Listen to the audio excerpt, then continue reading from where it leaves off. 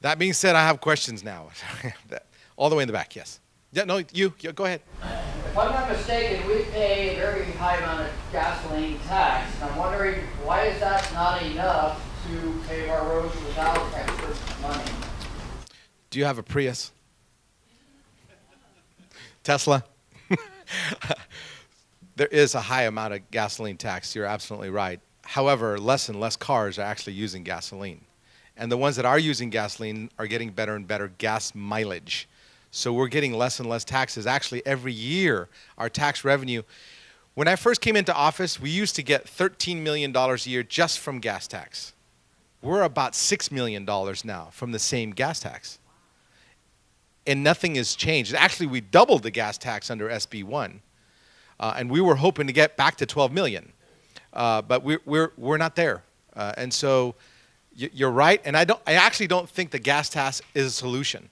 I think we need to go to some kind of vehicle miles traveled, because I don't think that, I know you're looking at me weird, but there's no way to pay for the roads. There's no way to pave roads. And I think it's more fair to charge people by the amount of driving that they do rather than the gasoline that they spend. I think gasoline is really arbitrary. There's a lot of people that are using natural gas cars, hydrogen. Most of the trucks on the road right now are using natural gas, so they don't pay that tax. All the way in the back, young. I think bicycles need to pay some of the road tax. She said that bicycles need to pay some of the road tax. Yes, sir. More and more of our What's being done space. to address the homeless issue currently?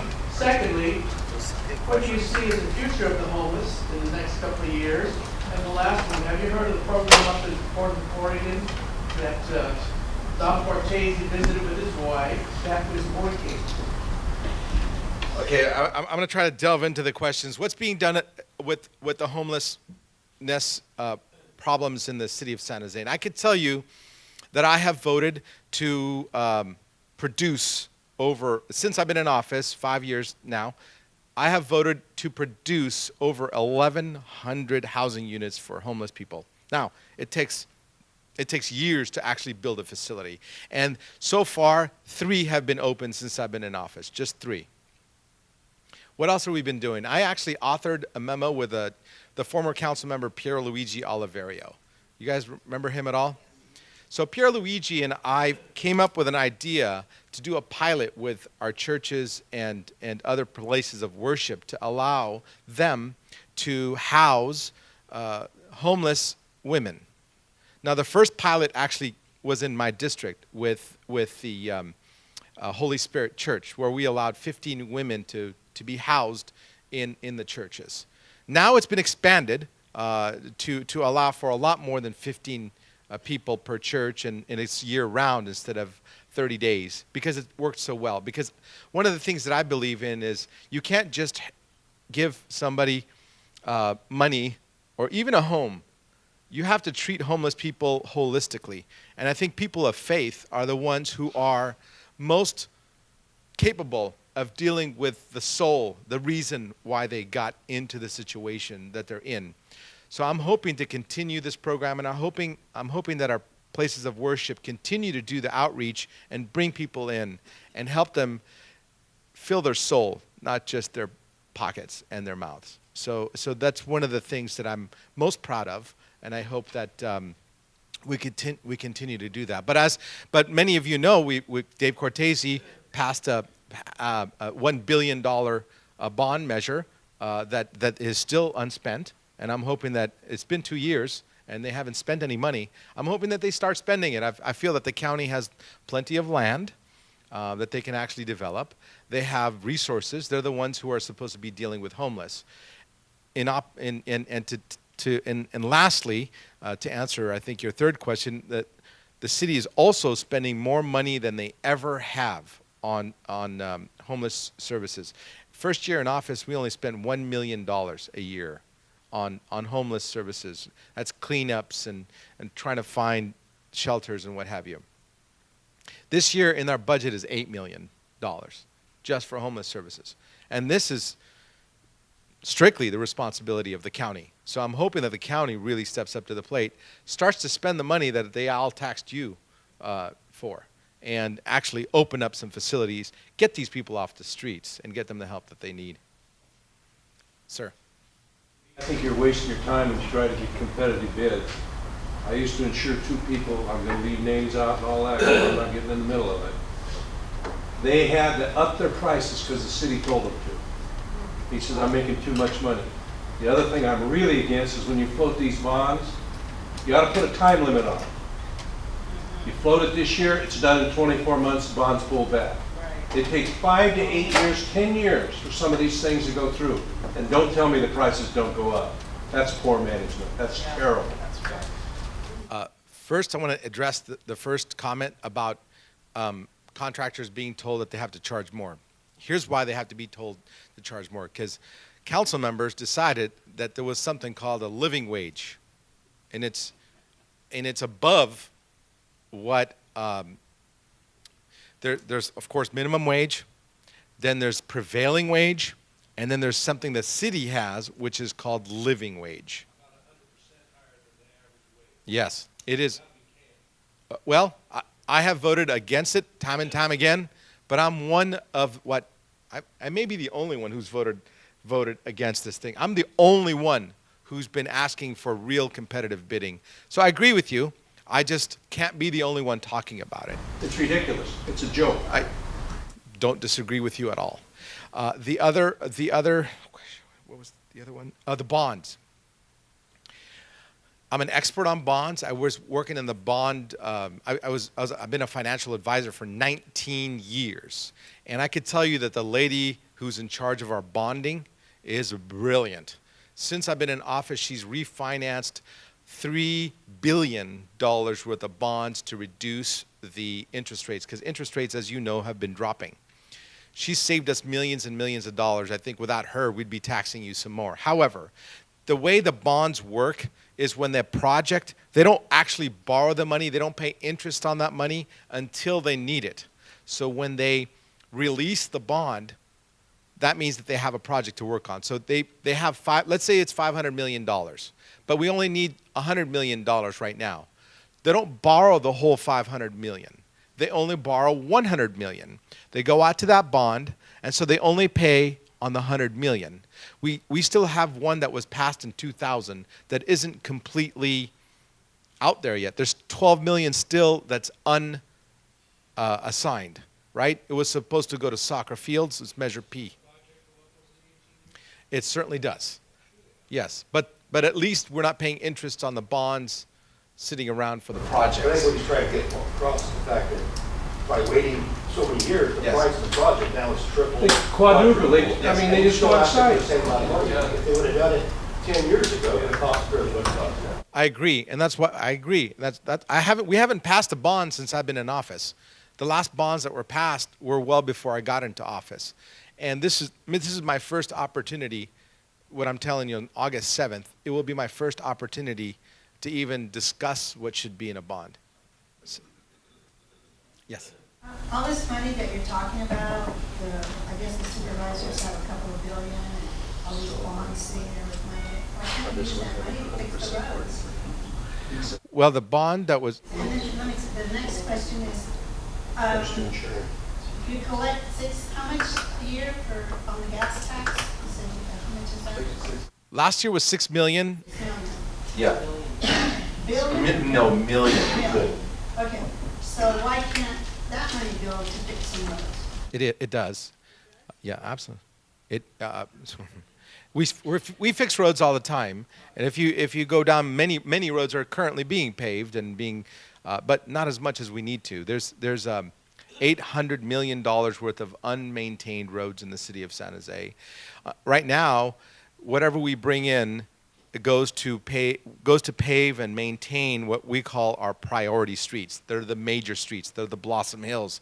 They're the major streets. They're not the residentials. They're not the ones that cut through areas. So, and as far as the other questions concerned about the bonds, the bond that was passed by the county, it was passed by the county for homelessness. So you can't take that money for homeless people and spend it on streets. You have to spend it on the things that you say you're going to spend it on, even if it is like for that bond, they could probably spend it on staffing the housing department, but they can't justify spending it on streets if the bond says it's going to be spent on housing, right? So you may have to invite Dave Cortese out here, and he can explain. He can explain that. Yeah, all the way in the back there. I know you mentioned about the unfunded liability for paying the pensions. retirement pension payments, but what is the real plan to take care of that, John? Because that is a real albatross around our necks, and that's, I'm asking you guys, what are we going to do? Because we're responsible for that. Yes. So. Well, we can continue doing what we're doing, which is kick the can down the street, which is what we're going to do, I think. As a council member, I could tell you that this mayor put aside 15 million here, 15 million there in the first couple of years into a rainy day fund, but that's all we have, like 30 million sitting around in a rainy day fund. I support him on trying to create a rainy day fund. I think it's a well-needed, it's well needed. However, as soon as unions see that there is some money on the side, they think it's theirs, and so that's the you know, the chicken and the egg thing, right? If they see money in your coffers, they're going to go after it. You know, like I just told you, 40 million was raised by the Measure B tax. Well, guess what the police union asked for a raise? 49 million. All right? So they know what's coming in. They know how much we can afford. And so it's really tough as a politician to stand up and say, no, you deserve a $17 million or $20 million, but you don't deserve 49. It was the toughest thing I had to do to vote against the police on that. It was only me and Dev Davis that voted against the police raise. And not because I don't think police deserve money or deserve the money that we're giving them. It's what we can afford, right? If we have 52 million coming in and 49 million is going to one union, we have 10 other unions to deal with. You think that they all want nothing? No raises? I mean, it's ridiculous, right? So now we're in negotiations with the fire union, and they want the same thing. Not a mystery to me, but it was a mystery to some of my colleagues. Yes, sir. For the bond issues, isn't there a way to expedite those projects so they don't string out for 15 years? I have to tell you something that I think in reality, I mean, somebody, yes. Yeah, the answer is yes. In reality, government works a lot slower than I would like and that you would like. And as much as I've been pushing to streamline things, to create less bureaucracy, I find it that it's the most frustrating part of my job to find out why a shade structure. I could tell. I have my own complaints, and I could gripe to you more than you know. I try to get a shade structure for the library, so we went out for a bid, and they came back with $300,000 for a straight shade structure to go over the library. I went to Costco and got the similar shade structure quote for $40,000. So, and if you have it run through the department, this is one of the reasons why contracting needs to be fixed. Now, remember I told you contracting is part of the thing. As soon as you spend as soon as the project requires more than $100,000, it doesn't matter what department it's in, it goes up to another department for them to weigh in on it, and it's called Public Works. Well, Public Works has a line of other projects that they got to deal with, and they're going to fix all of those before they get to your canopy, right? So by the time you put your canopy in line with the other 15 projects from 15 other council members, you're waiting 2 years for a canopy. So that's what I'm saying. Things have to be fixed, especially in contracting. And again, I think the charter amendment is a good start, as long as it doesn't have that specific word labor requirement wording that's in there. Yes, ma'am. Question about building density. The area is getting more and more crowded. I've been here since I'm 2 years old, this area, and just getting so crowded and more traffic and more congestion. And building codes apparently gotten so that you can build so much. And I wonder, who's making money from this besides the developers? What can we do to make things more, less like LA? This area is getting like LA now. So this is something that I pride myself on, is I like to tell people the truth. We are not building nearly enough. We need to build a heck of a lot more. Your house is going up in value not because your house is looking better every day, right? Your house is going up in value because more and more people are chasing the same amount of quantity of housing that's available. We have 50,000 people moving into San Jose every year. 50,000. We have approved last year 3,000 units. So those 50,000 people are they're trying to find anything that's available, and that's why it costs so much to live here. The reason why we're going to densify is because unless we densify, we're going to have people sprawling all over the hills everywhere, and nothing's wrong with that, but those are all single family units, and they're going to have to travel a long way to get to their jobs in Cupertino or Mountain View or Sunnyvale, where a lot of the jobs are. So what we're doing is building a lot of these high-rises downtown where they should be. We're building a lot of the development is you will see that higher density housing is along light rail and Caltrain, so that people don't have to get on the highways. And I actually am very supportive of a lot of these projects because let's face it, I got kids. I got 2 kids. They don't know how to water the freaking grass. They don't know how to cut the grass. They live a sheltered life. They would never do that. They would never want to live in a house that's 5 bedrooms like mine and have a nice backyard. They want to live in those condos or what have you and have less responsibilities, right? So I think we're building to the next generation. I think they're going to want smaller units, and that's what we're building. Well, with all the car lanes for kids and out with bicycles, it seems like it's becoming a third world country. People are not going to be able to ride bicycles past that much of an age. So I've not taken away any at least in my district, we haven't taken away a whole lane. Well, we've taken one piece of lane away from a bicycle, but we found out nobody needs 3 lanes on Branham between. And I don't want to go into the super details, but I'm one of the people who's been advocating for expanding Highway 85. I have a proposal to expand Highway 87. I've actually got it funded to study something that Europeans do, which is taking away the 2 emergency lanes and creating 1 more traffic lane and making that traffic lane available during commuter hours and turning it back into an emergency lane during non-commuter hours. This is called a flex lane. I'm one of the biggest advocates for expanding highways.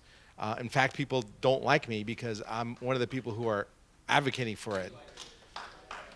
So you'll find lots of articles on me talking about Highway 85, for example, getting funding in the last 50-cent sales tax to provide funding to expand Highway 85 to 4 lanes in each direction. And I'm also working with the new company called Hyperloop. I just met with their CEO yesterday, and I'm trying to get them interested in developing a project, no taxpayer dollar funded project, by the way, that will connect Diridon Station to the airport. So we're already in discussions with Hyperloop.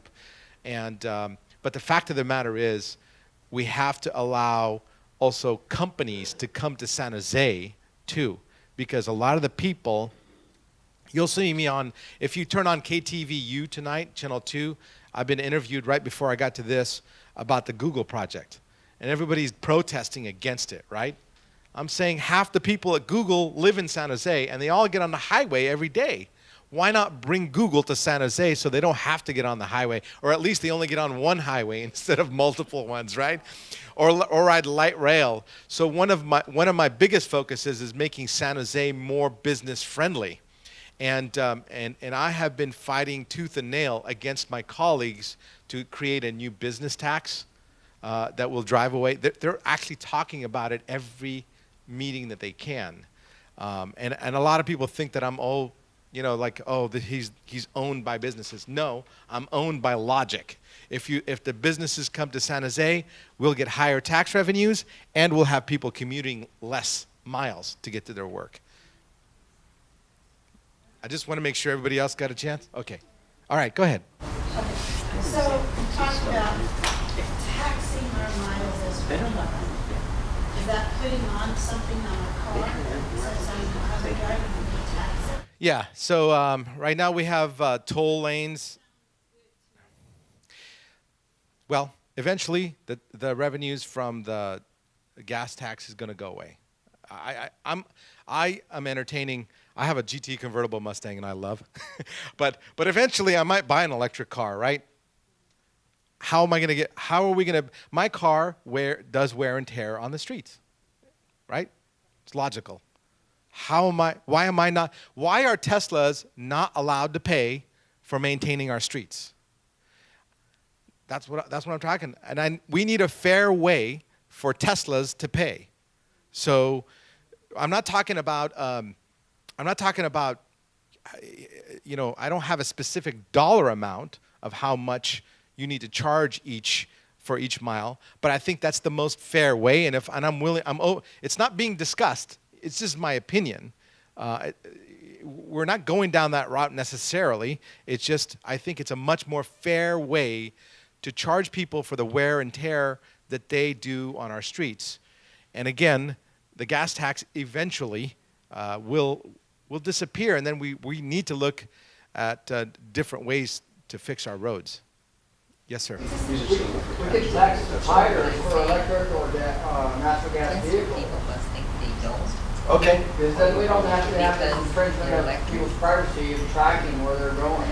Well, I don't disagree with you. We need to look for different ways. I just thought that way is in existence because we have toll lanes already. Like, for example, we have toll lanes on 680, 237, 580, and they work.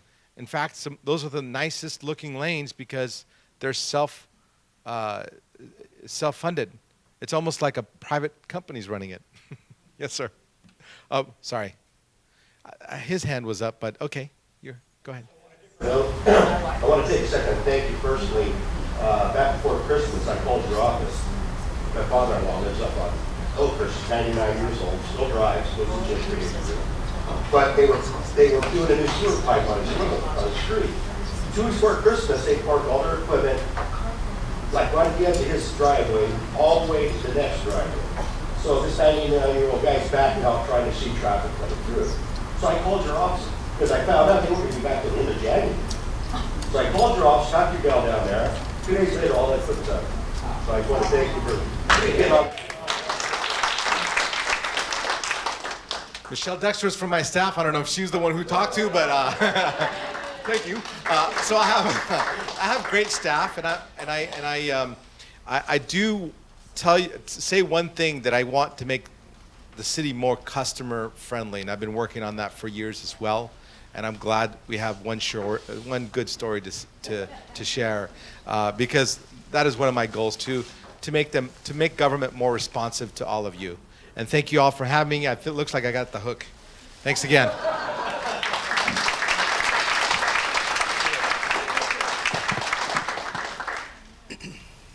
I have long said that I think it should be a law that elected officials should have to take and pass Econ 1A and Econ 1B. Johnny Khamis took and passed Econ 1A and 1B, and you can see the effect or the result of that education. Johnny, thank you.